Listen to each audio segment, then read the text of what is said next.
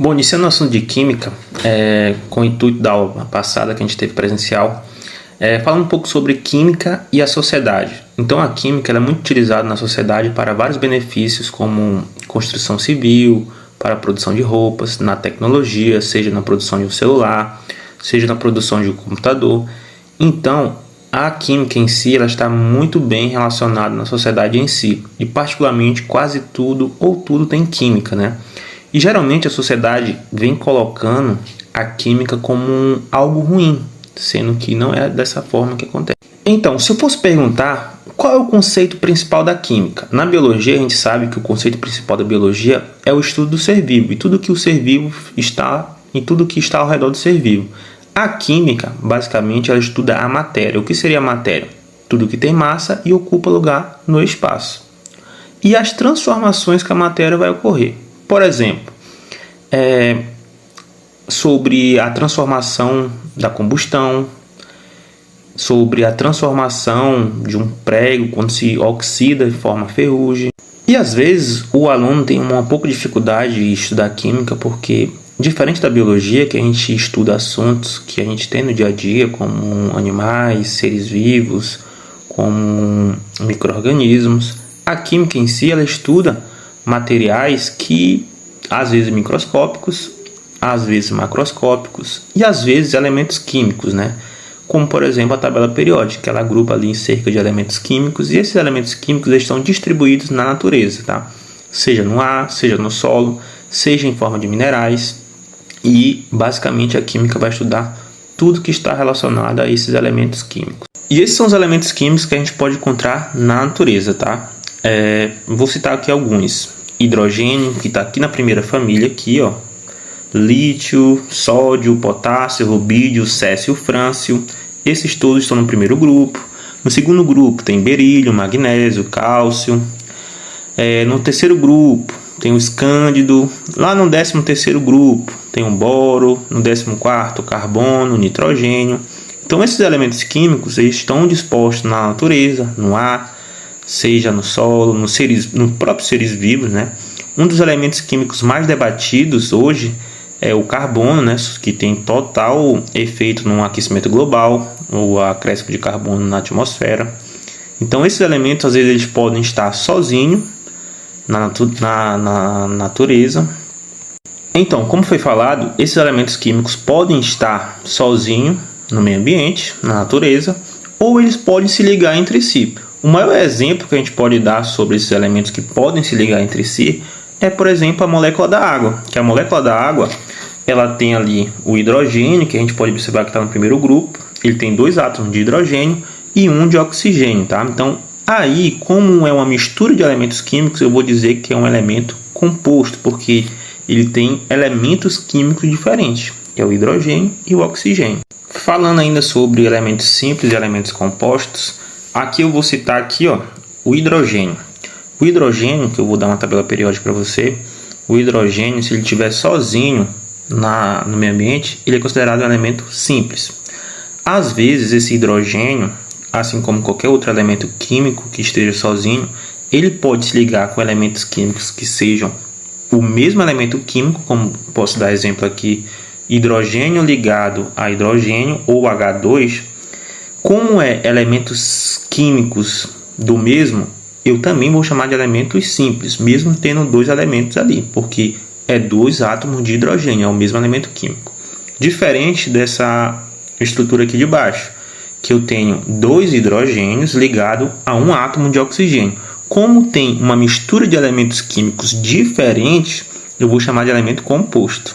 Bom, então como foi dito, os elementos químicos que estão na tabela periódica dispostos, eles estão na natureza, eles podem estar sozinhos, podem estar ligados entre si, como por exemplo, carbono, ele está lá na família 14, lá no grupo 14, ele pode estar sozinho no meio ambiente, que aí eu vou dizer que é um elemento simples, ele pode estar ligado a ele mesmo, carbono, que também será um elemento simples, porque é o mesmo elemento químico, ou ele pode se ligar a outros elementos químicos diferentes, como por exemplo o oxigênio, como por exemplo o gás carbônico, né?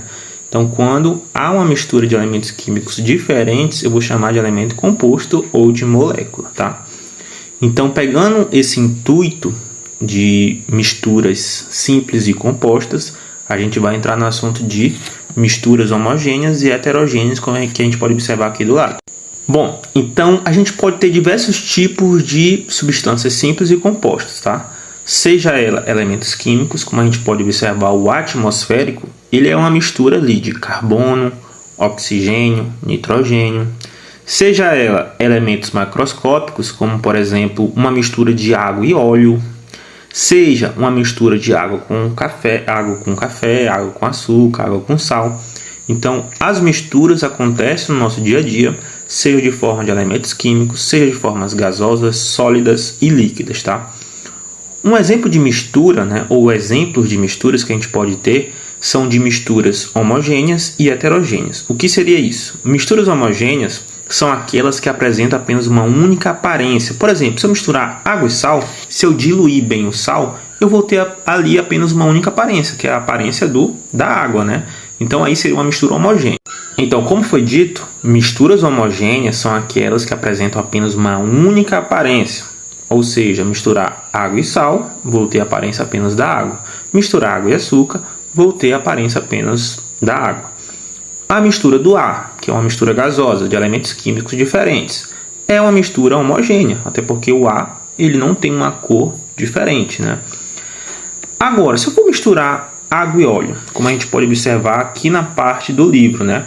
Água e óleo, a gente pode observar aí duas imagens. Eu consigo observar tanto o óleo quanto a água. Então aí seria uma mistura heterogênea. Então o conceito de mistura heterogênea seria aquela que apresentam duas ou mais aparências, tá? Uma outra mistura heterogênea, como a gente pode observar aqui nessa imagem do lado, é uma mistura sólida, né? Que a gente pode observar como granito. Eu posso observar aí diversos minerais diferentes, né? Eu não tenho uma cor uniforme, eu tenho uma cor aí diversa. Então aí pode ser classificado como uma mistura heterogênea. Então, pegando o conceito que a gente já entende o que é uma mistura homogênea e heterogênea, existe um outro aspecto da química que é a separação das misturas. Pode ser misturas homogêneas ou heterogêneas, que a gente já entende que mistura homogênea é aquela que apresenta apenas uma única aparência, e mistura heterogênea é aquela que apresenta duas ou mais aparências, tá? Como a gente pode observar nessa imagem aqui, que a gente pode observar uma água com areia na imagem A. Na letra B temos água e óleo.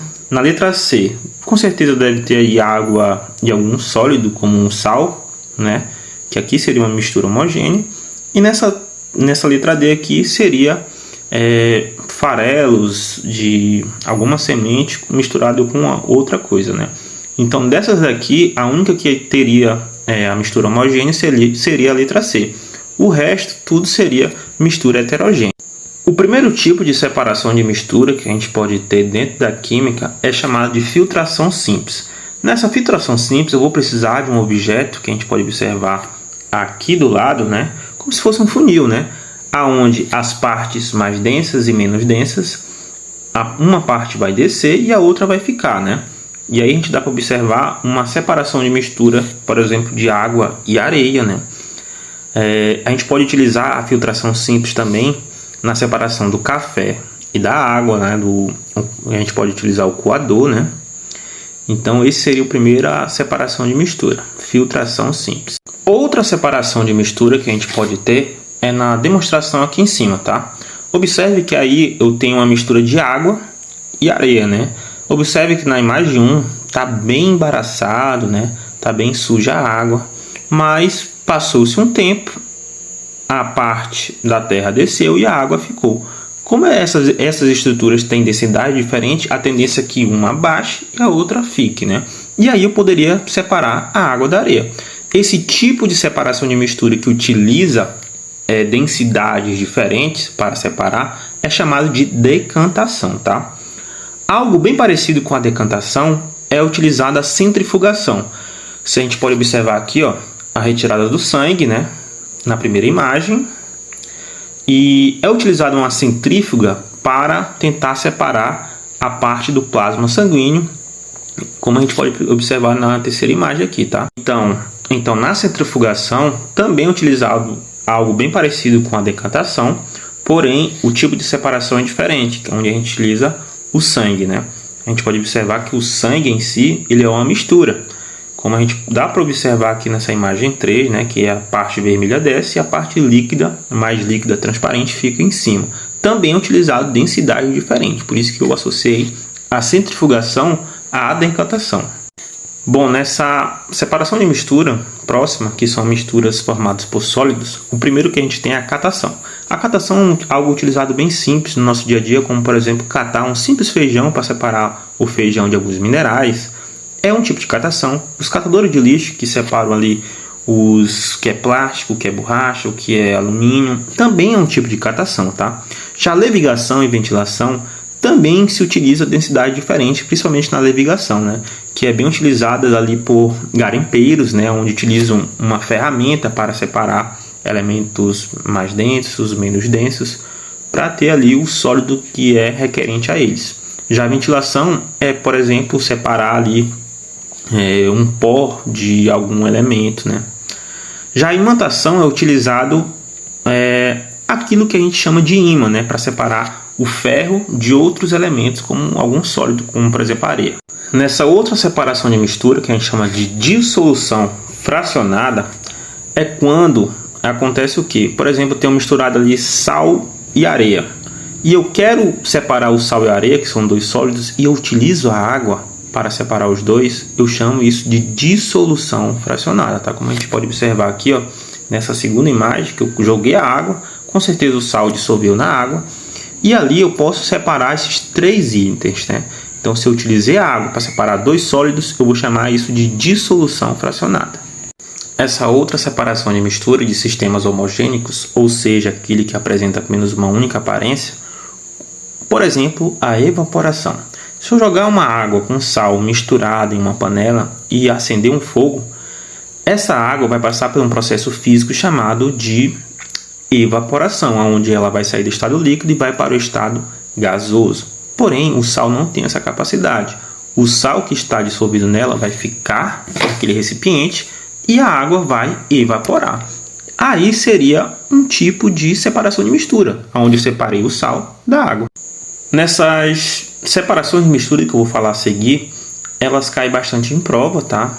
Prova, seja ela de vestibular, ou seja da escola, aonde eu vou ter a destilação simples e a destilação fracionada. Agora há pouco eu falei que para separar a água do sal, eu poderia utilizar o método de evaporação. O que seria? A água evapora pelo processo de temperatura e o sal fica. Porém, nesse processo de recuperação dessa separação, eu vou recuperar só o sal. A água vai subir, eu não vou ter capacidade de recuperar a água, né? Já nesse processo aqui de destilação simples, que a gente pode observar aqui nesse procedimento, eu consigo tanto recuperar a água quanto o sal, utilizando também a temperatura. Já nessa destilação fracionada é quando eu quero separar dois líquidos, né? Por exemplo, o álcool, a água, se estiver misturado, ambos têm uma temperatura de ebulição diferente. Então, se eu for ferver a água em determinada temperatura, eu vou conseguir um elemento químico ou uma substância. Esse é o método utilizado para separar o petróleo, por exemplo, né? A partir da temperatura pela destilação fracionada, eu posso dali do petróleo, que é aquele líquido oleoso, eu posso retirar gasolina, gás de cozinha, óleo diesel, querosene. Então a destilação fracionada é para separar dois líquidos e principalmente também é para dividir as retrações do petróleo.